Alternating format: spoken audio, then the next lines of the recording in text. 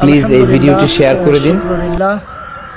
আসসালামু আলাইকুম ওয়া রাহমাতুল্লাহি ওয়া বারাকাতুহু।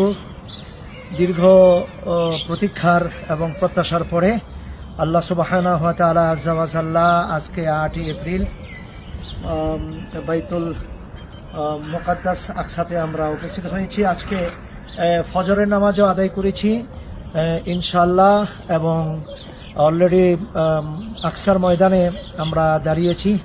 লাব্বাইক লাব্বাইক আকসা, লাব্বাইক আকসা, লাব্বাইক আকসা। বিশেষ করে আমরা যে স্পটে দাঁড়িয়েছি, বাংলাদেশে বিভিন্ন ফেসবুকে একটি মিথ্যা প্ররোচনা করছে, এটা নাকি ধ্বংসস্তূপ হয়েছে অনেকটা, কিন্তু দেখেন পুরো অক্ষত অবস্থায় আছে।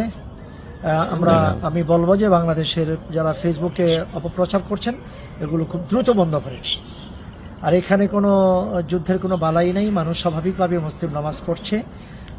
আর এই আকসা এমন একটি আকসা যে আকসা পৃথিবীর কোনো মানবরচিত সৃষ্টি নয়। এটা বহু হাজার হাজার বছর আগে সুলাইমান আলাইহিসসালামের মাধ্যমে, ওনার হুকুমে জিন সেই সাগরের তলদেশ থেকে পাথর এনে সংগ্রহ করে এই মসজিদুল আকসা তৈরি করেছেন।